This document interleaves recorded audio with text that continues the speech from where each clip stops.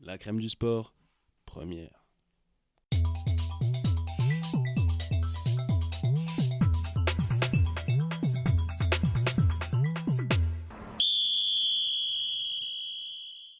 Et bienvenue dans ce premier podcast, La crème du sport, 100% sport avec les étudiants du MJNN de Metz.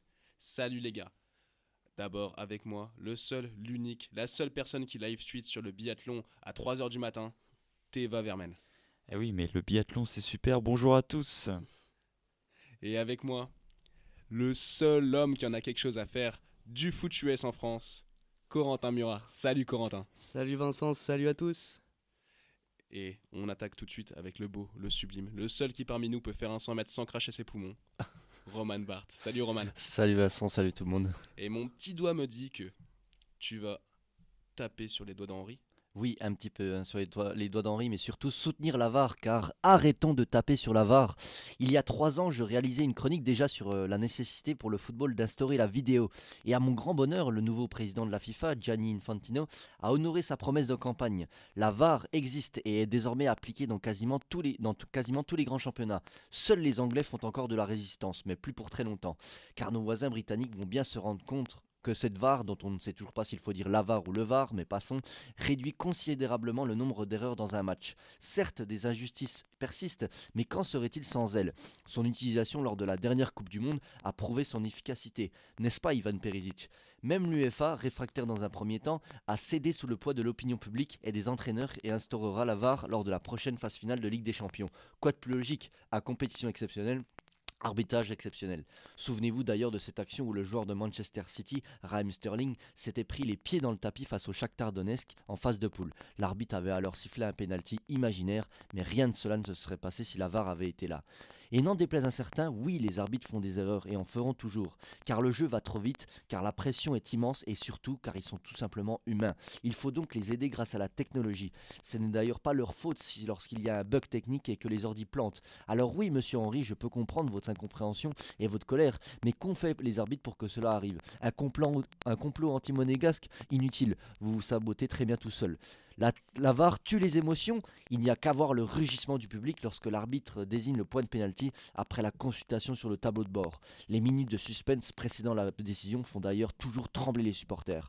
Alors oui, la VAR fait désormais partie du spectacle, inutile de la combattre, elle est là et pour bien longtemps. Oh là là, Roman qui s'est lâché. Un bien beau édito les gars, vous avez quelque chose à ajouter à ça pour ou contre la VAR? Ah, rien de plus, de très bons arguments, surtout sur Ivan Perisic. Je pense qu'il aura touché tous les Français.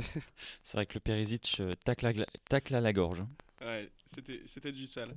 Bon, alors si c'est comme ça, on passe directement à l'instant sport US.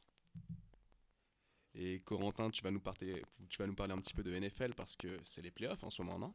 Et oui, exactement, ce week-end avaient lieu les 2 finales de conférence. On connaît les champions AFC et NFC, c'est-à-dire qu'on connaît les deux équipes qui vont s'affronter pour le Super Bowl ce dimanche 3 février. Et je vais vous parler tout de suite de ces 2 matchs. Oh, say, can you see by the dawn's Blue Lady! Blue Lady! Blue Lady! Fires to the end zone! Unbelievable! Touchdown! Touchdown! Et des touchdowns, il y en a eu dimanche soir pour les 2 finales de conférence de la NFL. Dans le premier match, les Rams de Los Angeles se sont imposés sur le terrain des Saints de la Nouvelle-Orléans. Et comment ne pas parler de l'action qui a enflammé les États-Unis? Il reste 1 minute 45 au chrono du dernier quart-temps. Les 2 équipes sont à égalité et Drew Brees envoie une passe pour Lewis qui semble alors en bonne position. Et là, c'est le drame. Robbie Coleman, le cornerback des Rams, arrive à pleine vitesse et percute le joueur avant même qu'il n'ait reçu le ballon. Aucun mouchoir de pénalité ne tombe sur la pelouse du Mercedes Superdome et Sean Payton, head coach des Saints, explose. Le ralenti est formel, la faute est claire, nette et précise de la part du défenseur de Los Angeles qui aurait même pu être sanctionné pour son contact casque contre casque, formellement interdit en NFL. Pour le reste, il faut tout de même saluer cette équipe des Rams qui a su rester au contact tout le match avant d'aller arracher une prolongation d'un field goal de Greg Zuerlein. Dans l'overtime, la poisse continue pour la Nouvelle-Orléans. Drew Brees se fait intercepter avant que Greg The Leg Zuerlein envoie son équipe au Super Bowl d'un coup de pied de 57 yards. Après avoir donc triomphé au Mercedes-Benz Superdome, les Rams de Los Angeles tenteront de remporter le titre suprême au Mercedes-Benz Stadium Une d'Atlanta. grande histoire de berline allemande, c'est ça? Une grande histoire, le 3 février prochain, comme je vous le disais en ouverture. L'autre finale était également très attendue, et notamment pour l'affrontement entre Tom Brady, la légende de 41 ans des Patriots, et la superstar en devenir Patrick Mahomes, le quarterback des Chiefs de Kansas City. Alors sans vous faire l'affront de vous présenter Brady, je vais juste vous rappeler qu'il compte 5 victoires en Super Bowl, un record, 16 victoires en finale de conférence, un record également, et est d'ores et déjà considéré comme le meilleur joueur de tous les temps, sans aucune contestation possible. Rien que ça. Pas mal. Rien que ça. Mais ne vous y trompez pas, messieurs, Patrick Mahomes est également un ovni. Drafté en 2017 par les Chiefs, il n'a joué qu'un seul match la saison dernière, mais cette année, à 23 ans, le quasi-rookie a tout simplement battu le record de touchdowns lancés en saison régulière de sa franchise, et pas qu'un peu. Le record était de 30 touchdowns lancés. Mahomes en compte 50 cette année, tout simplement. Il affiche en plus de cela un style atypique, tout en mouvement, en improvisation. Sa no-look pass est devenu viral et il est aujourd'hui le favori numéro 1 pour être MVP de la saison. Plutôt pas mal à 23 ans.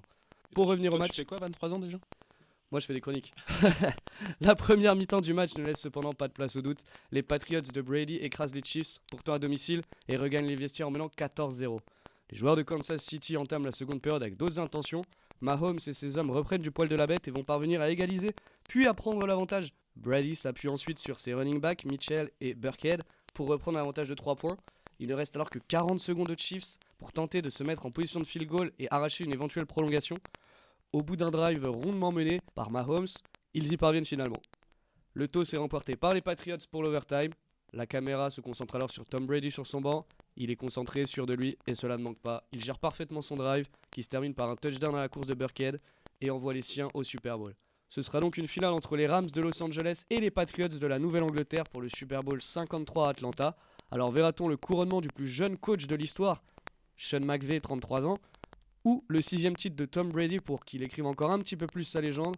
Pour le savoir, rendez-vous le 3 février du côté d'Atlanta, aux alentours de minuit 30, heure française. Et ben on a hâte d'y être.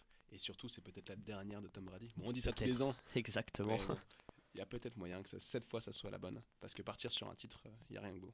Il n'y a rien de plus beau. Et donc là, maintenant, on passe au basket avec la NBA. Et je vais vous raconter les événements marquants de ces dernières semaines. Là, c'est un peu gonflé, attention.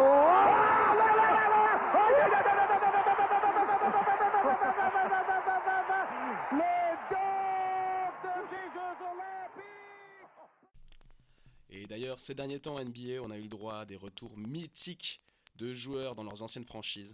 Alors d'abord, avec Vince Carter, à 42 ans, la légende des Raptors a très probablement joué pour la dernière fois devant le public canadien. Mais bon, quand on voit l'état de forme de Vinsanity, on peut encore espérer le voir signer pour une année supplémentaire. Autre ambiance, Kawhi Leonard, double défenseur de l'année et champion avec les Spurs en 2014, était également de retour du côté de San Antonio. L'accueil a été clairement moins chaleureux. Celui qui avait forcé le front office des Spurs à l'échanger cet été, après une année quasi blanche, a eu le droit au bronca de l'AT&T Center et est reparti avec la défaite en prime. Salade, tomate, oignon, le menu complet. A l'inverse, Tony Parker, le meneur légendaire des Spurs, a lui été accueilli sous les applaudissements pour son grand retour dans le Texas. Séquence émotion suivie d'une victoire pour les Charlotte Hornets. Et tant qu'on parle des Frenchies, il faut absolument souligner les performances récentes de Rudy Gobert. Le défenseur de l'année en titre a enchaîné les gros matchs et fortement contribué au retour du Jazz dans la course aux playoffs.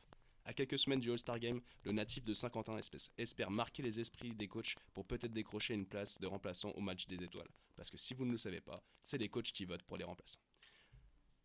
Et s'il y a quelqu'un qui n'a pas à se poser ce genre de questions et qui file tout droit au match des étoiles, c'est James Harden. Depuis la blessure de Chris Paul, après un début de saison cata où le mec est arrivé après avoir mangé trop de barbecue pendant l'intersaison, le barbu le plus connu de NBA enchaîne les performances de mammouth et les matchs à plus de 40 points. Et on peut même citer un record en carrière à 61 points. What the fuck? Le jeu des Rockets n'est vraiment pas beau à voir, mais les résultats suivent et Harden est plus que jamais favori à sa propre succession et au trophée de MVP, le meilleur joueur de saison régulière. Parce qu'en playoff, on connaît James Harden et c'est beaucoup moins jojo.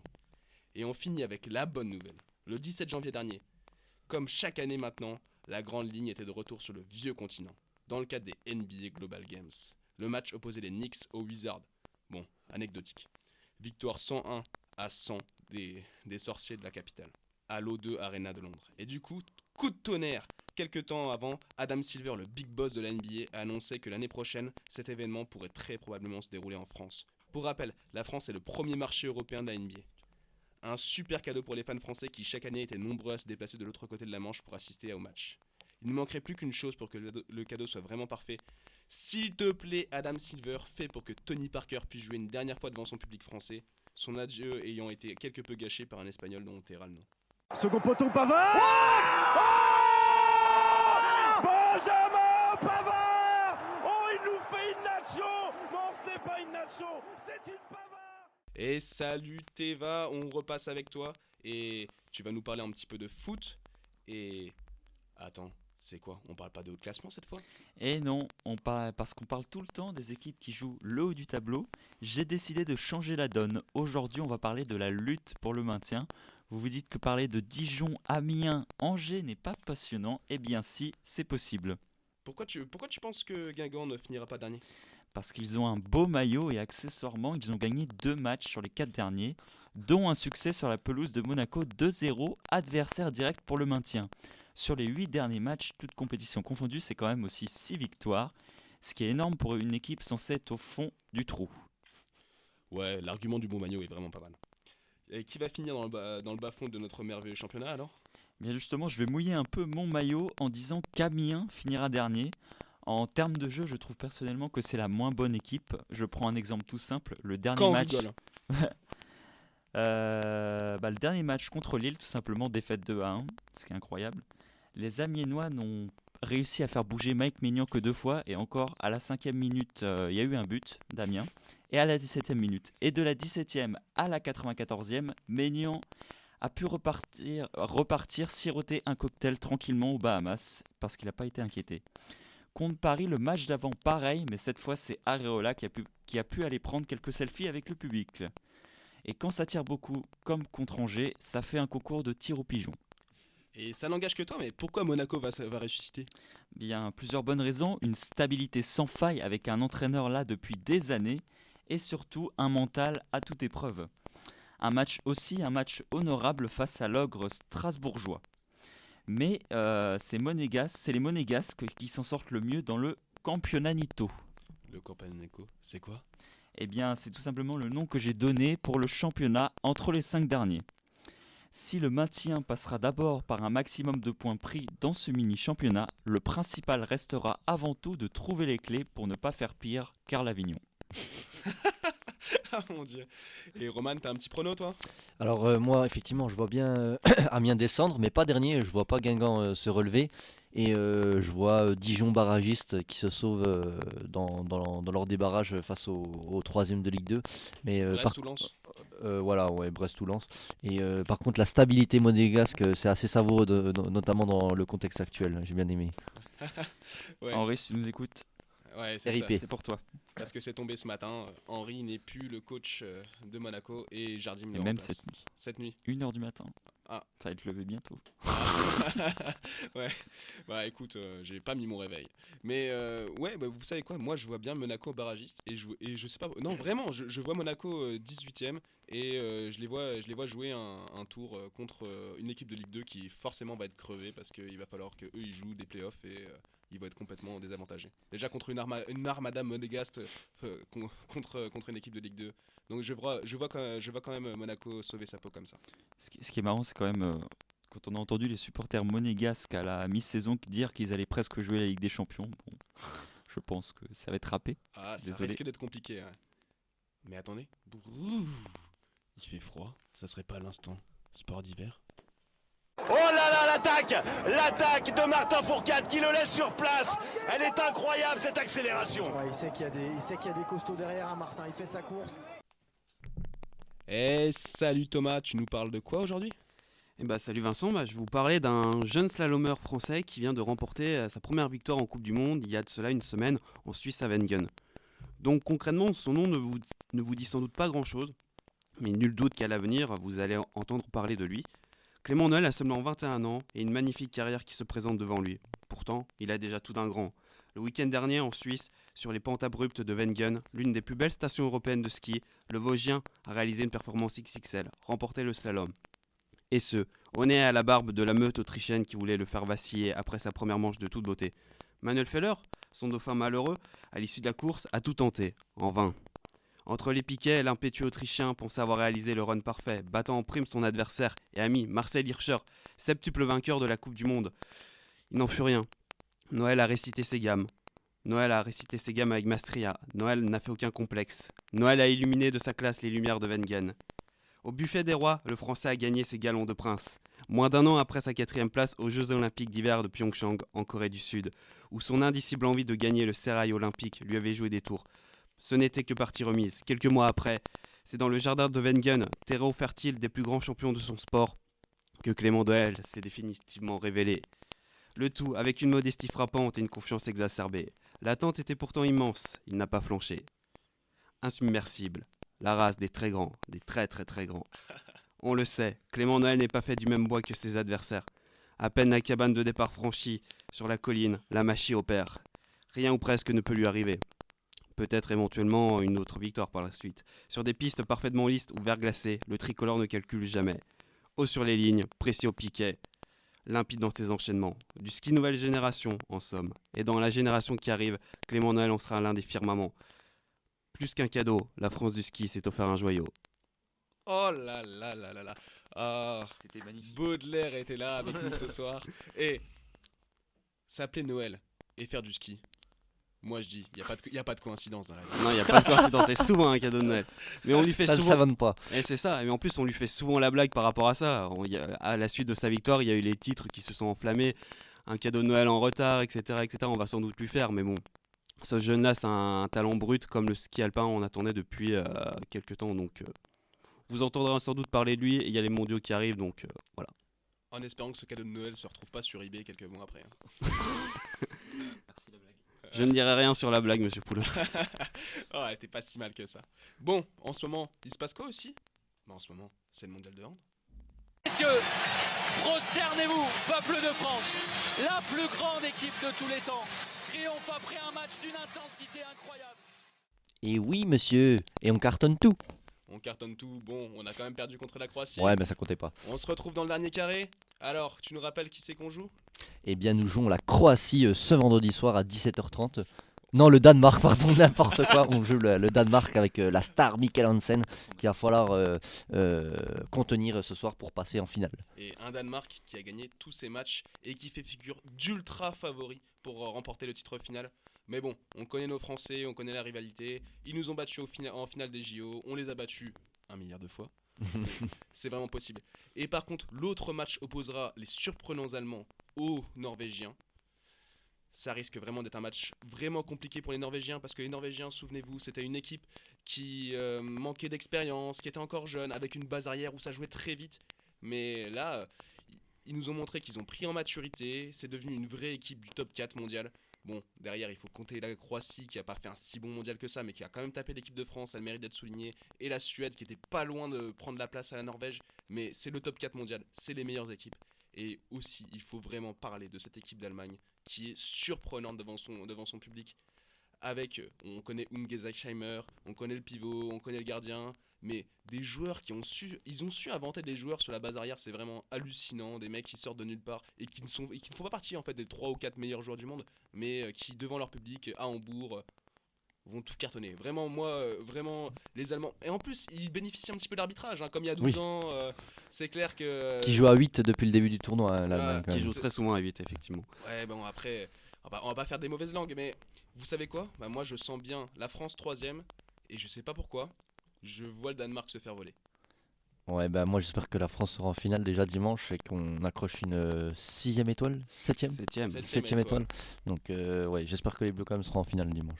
Ça va être de toute manière assez serré, puisqu'au final, les 4 équipes se valent grosso modo. Voilà, il y a des talents de part et d'autre, il y a un gros collectif. Après, il y aura sans doute un avantage peut-être psychologique pour les Allemands, pour les Danois, parce qu'ils jouent à domicile, qu'il y aura l'appui du public et forcément les deux adversaires, que ce soit la France ou la Norvège, seront forcément conspués. Donc à voir sur le match en tant que tel, ça va jouer sur des petits détails, sur des erreurs, sur des...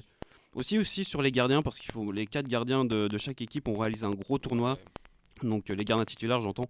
Donc ouais, ça va se jouer à des détails, mais je pense personnellement que la France peut passer l'écueil du Danemark. Par contre, contre l'Allemagne, ça serait une autre paire de manches. On se souvient du match En 2007. en 2007 on notamment. n'oubliera jamais ce match-là. Un match en 2007 et puis même récemment là, Michael Guigou lors du en tour forme de prochain. éliminatoire notamment où le match s'est joué à rien, où les Français ont égalisé à la dernière seconde sur un tir extraordinaire, improbable.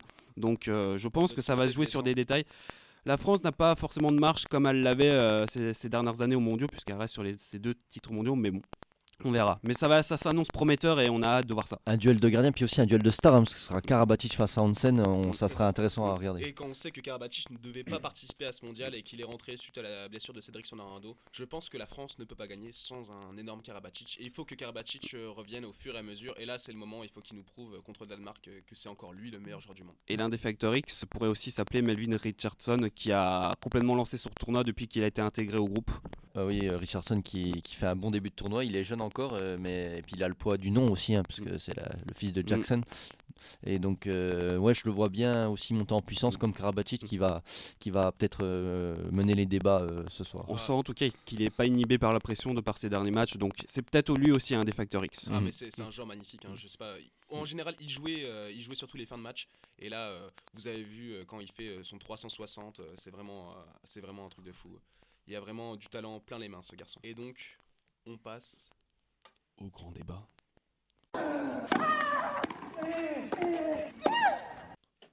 Alors, cette semaine, le grand débat, ça parle tennis. Parce qu'on peut se demander, on se demande tous les ans, mais bon, ça fait 10 ans qu'on se demande, et ça ne risque pas d'arriver. Défaite de Federer, retraite annoncée de Murray, une jeunesse pleine d'envie à l'image de Tsitsipas et Pouille, qui se sont malheureusement tous les deux arrêtés en demi-finale de l'Open d'Australie. Alors, est-ce que cette saison, c'est la bonne pour la jeune garde? Vit-on la fin de la domination sans partage du Big Four?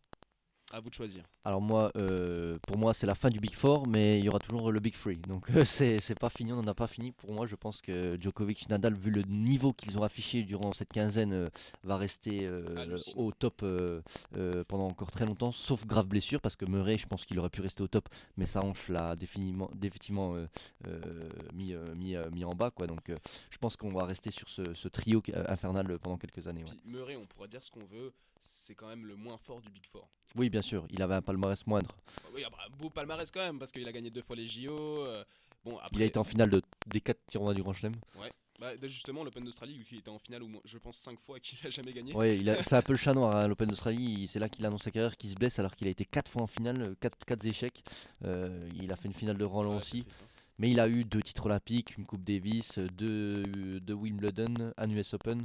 Donc c'est pas mal quand même. Et puis quel titre olympique en 2012? Oui, à domicile. Justement, juste après avoir perdu contre Federer à Wimbledon, on pensait que c'était ça y est, un Britannique allait encore gagner, allait enfin gagner Wimbledon. C'est comme quand Yannick Noah gagne Roland Garros, quoi, c'est la fête. Et puis là, il se fait calmer par un Federer dans son jardin. Et puis à domicile, quelques semaines après, le mec il réussit à faire un exploit et à sortir un Federer. Bon, en tant que pro Federer, j'ai pleuré, hein, on va se le dire, mais mais bon. Et toi, t'en penses quoi, Toto? Tu penses que c'est la fin du Big Four? Non, je pense pas. Je vais rejoindre un petit peu ce qu'a dit Roman. Moi, je pense qu'ils sont encore là pour quelques temps. De toute façon, on l'a bien vu là lors des 2 demi-finales entre Tsitsipas, Nadal et Pouille et Djokovic. Il y a de la marge. Hein. Il y a de la marge. Il y a une énorme marge. Il n'y a pas eu photo. La Pouille s'est fait véritablement 6-0, pulvériser. 6-2. C'est ça, 6-0, 6-2, 6-2. Clairement, on sent qu'il y a quand même une marge, encore une sacrée marge. Donc, ils sont pas non plus si âgés que ça. Voilà, ils sont en pleine force de l'âge. C'est sûr qu'ils ont parfois des blessures. Mais les mecs ont un jeu exceptionnel. Ça fait 10 ans qu'ils sont pratiquement tous au haut niveau. Et puis un mental. Un mental d'acier. Justement, on parlait de la question de Pouille. Est-ce qu'il arrivera à se mettre au niveau? On a bien vu que sur le match, à partir du moment où Djokovic l'a pris à la gorge, c'était impossible de revenir. Donc, et c'était pareil pour Tsitsipas, même si Tsitsipas a battu Federer sur un match assez exceptionnel. On verra par la suite, mais il va falloir quand même que certains jeunes joueurs se mettent largement au niveau et aussi fassent abstraction que ce sont des immenses joueurs. Je pense qu'il y a quand même encore une crainte parce qu'on voit que c'est Djokovic, on voit que c'est Nadal et je pense que Pouille par exemple tout à l'heure, on sent qu'il est face à Djokovic, il avait encore un regard un petit peu enfantin en disant comment je vais le battre, c'est un maître pour moi, donc je pense qu'il va falloir passer ce cap-là. Ça revient totalement à ce qu'a dit Zverev l'autre jour quand Federer l'a battu en finale et qui dit ouais non mais écoute Roger, il faudrait que tu nous laisses gagner de temps en temps. Il y a tellement idolâtré ces personnes, mais en même temps on les comprend. Enfin je veux dire les trois là, on est d'accord, on peut le dire, c'est les trois plus grands joueurs de l'histoire du tennis qui jouent en même temps. C'est compliqué pour cette jeune garde. Oui, ce qui est hallucinant, et c'est un peu l'ironie de l'histoire, c'est qu'ils jouent en même temps. Alors qu'avant, Sampras a eu son époque, Agassi a eu son époque, McEnroe a eu son époque. Borg a eu son époque. Borg a eu son époque, évidemment. Donc chacun était au top, il y en avait un ou deux en même temps. Là, les trois, voire les quatre ont été en même temps, et ils ont raflé tous les titres. Et c'est vrai, on a beaucoup de chance d'ailleurs d'avoir cette émulation tout en haut. Et le jour où Federer va annoncer sa retraite dans quelques temps, moi j'ai l'impression. Je pense que c'est la dernière. Moi. Tu penses que c'est sa dernière année? Ouais, je pense. Ouais, j'en ai bien peur aussi parce que il a annoncé qu'il revenait à Roland Garros, c'est pas anodin. Ça sent pas bon. Ouais, et puis il est en contrat avec j'ai regardé aussi pour le tournoi de Bâle, sa ville natale, et c'est sa dernière année de contrat là où il va aller en septembre. Donc j'ai bien peur que Roger nous dise au revoir à la fin de l'année aussi. Mais pour Roger, pour le regarder très souvent jouer, j'ai vraiment l'impression que là, on commence à sentir vraiment le poids des années. Et je pense que cette année, avec si Nadal et Djokovic ne se blessent pas, ça va être compliqué pour lui de rivaliser avec. Ouais, il faut qu'il allège son calendrier, je pense. Ouais. Bah, de toute manière, il a 37 ans, c'est ça, de toute façon. Donc il est quand même assez moussé. 37 ans, c'est un âge quand même très avancé. Et être à ce niveau-là encore à 37 ans, c'est assez incroyable. Mais comme il voit que Djokovic et Nadal sont vraiment au summum, sont beaucoup plus jeunes, ouais, Federer, ça va sans doute être la dernière année. Mais bon, avec tout ce qu'il a apporté pour le tennis, pour moi, c'est sans doute le plus grand joueur de tous les temps. Donc, à un moment donné, il aura fait énormément bien au tennis. Il aura inspiré énormément de jeunes. Donc, il pourra partir un peu l'esprit léger. Et de toute manière, comme on l'a dit, il y a un monstre à 3 têtes, mais il restera toujours 2 têtes. Donc, Nadal et Djokovic vont être là pendant encore quelques années. Incoupable. Voilà, donc, mais après, on verra. Tsitsipas, Pouille, d'autres, enfin, les Américains, Zverev. Même Thiem, on peut espérer. Enfin, on sait jamais, mais on peut toujours espérer parce qu'à un moment donné, il était quand même assez haut. Medvedev, donc ouais, non, il y a une bonne génération. Maintenant, il va falloir que les mecs se disent Djokovic et Nadal, ils sont pas imbattables et se mettre au diapason parce que je pense qu'ils ont énormément de potentiel. Et peut-être que ces joueurs-là qui sont pour le moment encore en phase d'apprentissage seront peut-être d'ici 3 ou 4 ans un peu ce qu'était Federer, Murray, Nadal et Djokovic. Peut-être que ça sera ça. Peut-être qu'on est parti sur des cycles de 3 ou 4 joueurs par décennie. Ouais, non, mais je pense que ça va être difficile de comparer. Mais c'est pas comparable, mais voilà, c'est possible qu'ils prennent la suite. Mais bien sûr, ces joueurs-là auront marqué le tennis et seront les plus grands joueurs de tous les temps, très clairement. Donc. Un petit prono pour la finale d'anthologie là, qui s'annonce entre Djokovic et Nadal. Au vu de ce qu'ils ont montré tous les deux, je vois plutôt Nadal, moi. Et toi, Toto? Nadal aussi, même si Djokovic a fait un énorme match, mais Nadal, on a l'impression qu'il réalise ses meilleurs matchs sur dur depuis des années, donc Nadal. Ah mais vraiment, mais moi Nadal, je le vois jouer, mais j'ai peur, hein, vraiment, il me fait peur. Hein. Il dégage une puissance assez impressionnante. C'est hallucinant, on croirait jouer à Roland Garros, hein, il est vraiment monstrueux.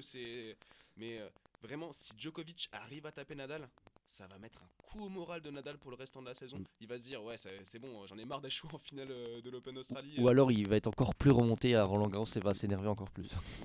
Et à Roland Garros, les gars, la cote, elle va être toute petite. Hein, et des Vamos, on va en entendre. En tout cas, la saison s'annonce très très belle avec ce niveau de jeu. Et on passe tout de suite au quiz. Ah oui. Bon, cette semaine, les gars, c'est un quiz en 3 parties. Vous gagnez une partie, vous avez un point. Et à la fin, c'est l'équipe qui a plus de points. À ma gauche, Teva Roman. À ma droite, Corentin et Thomas. Une tête de chaque côté, un cancre de chaque côté. On dira pas qui c'est. On dira pas qui est là, qui est l'autre. Soyons pas gênants et vexants. Et on commence tout de suite avec un petit question-réponse sur l'Open d'Australie. Alors, comment se nomme le cours principal de l'Open? Red Laver. Eh ouais, la Rod Laver Arena, du nom de la légende australienne 3 fois victorieux à Melbourne. On se souvient de la finale perdue par Joe Wilfried en 2008 face à Novak Djokovic, encore lui. Mais Joe n'est pas le seul français de l'Air Open à avoir atteint ce stade de la compétition. Quel est cet autre joueur? Grosjean?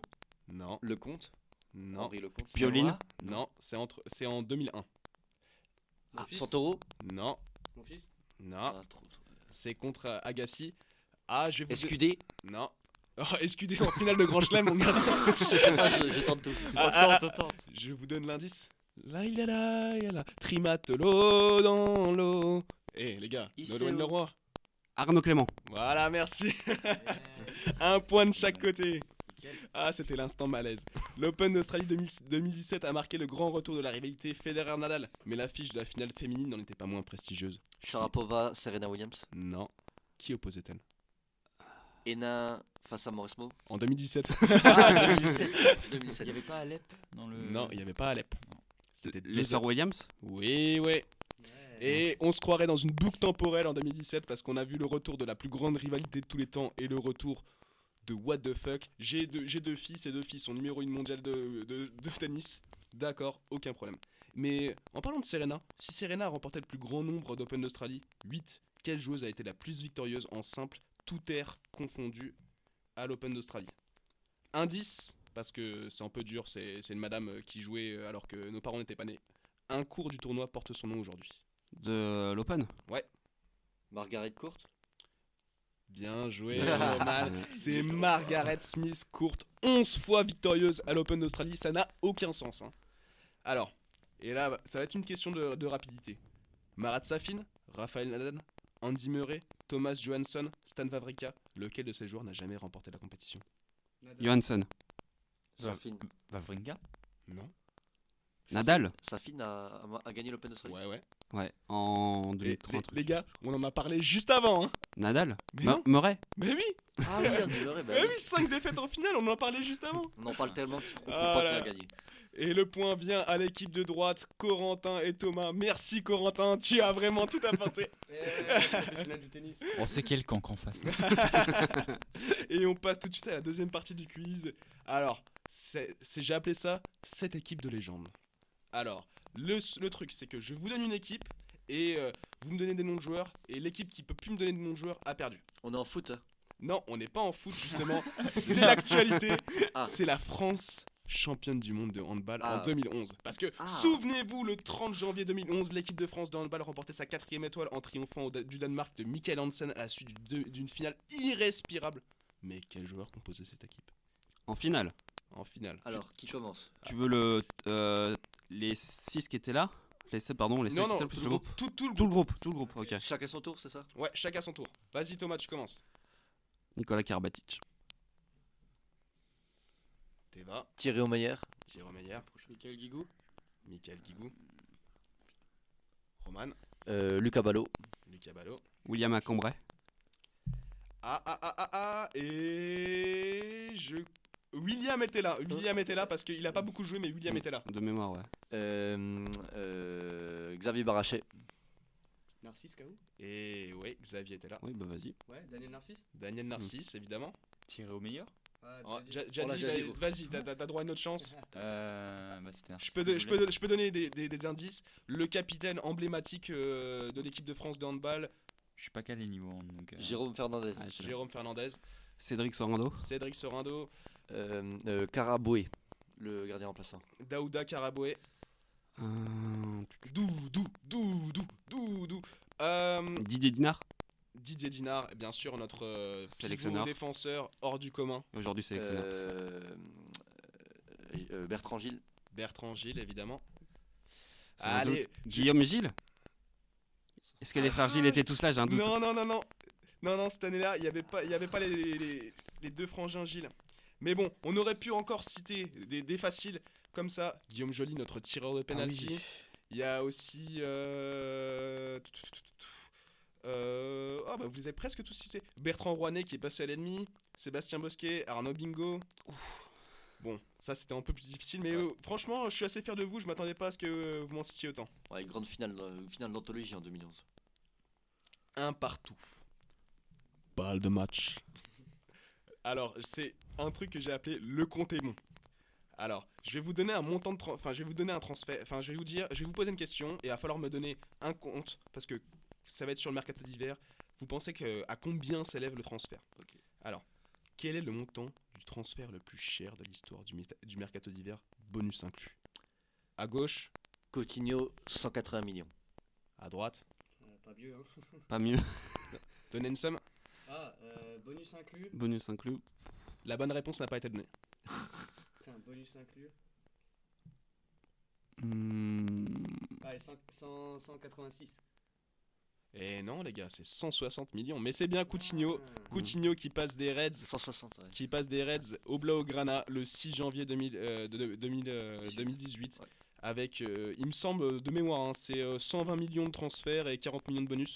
Ça doit être ça, ouais. Et donc franchement, je pensais un peu vous piéger parce que finalement on a un peu oublié le transfert de Coutinho, et c'est vraiment exceptionnel quand même qu'un si gros transfert ait lieu en hiver. Bon, après il était un petit peu en opposition avec la direction des Reds. Il avait failli signer l'été juste avant. C'est un peu ce qui s'est passé avec Balotelli et avec Marseille. Et du coup, les négociations ont continué, ont repris à l'hiver. Et c'est pour ça qu'il a signé en hiver. L'histoire très drôle quand même sur Coutinho, c'est que l'été d'avant, il voulait rejoindre les Blaugrana en disant que il en avait un petit peu marre de rien faire en Ligue des Champions, et c'est la, c'est la saison où le Liverpool va en finale et accroche presque un titre. Et en plus, on se souvient comment Coutinho était oufissime en début de saison. Hein. Mais après, ça les a complètement libérés. Puis avec la triplette infernale devant, là, Mané, Salah, Firmino. Mané, Salah, Firmino. Et Mané, passé dans un très bon club. FC Metz. Et donc la victoire revient à Romain et Teva. Félicitations les gars, vous êtes les grands gagnants du quiz. Bravo, merci. Bravo. Et qu'est-ce que ça a fait, vos impressions après ce match endiablé Teva, je te laisse. Moi, je pense avoir servi énormément dans ce quiz. J'ai donné une réponse au total. On avait dit un cancre de chaque côté. Bon, on est super heureux si vous nous écoutez encore à ce moment de l'émission de vous avoir présenté notre podcast. Bon, bien sûr, c'est pas parfait, ça demande à être perfectionné, mais on sera là pour la suite, pour toujours parler de sport, parce que le sport, c'est la vie. C'est la vie. Aïe, aïe, aïe. Exactement.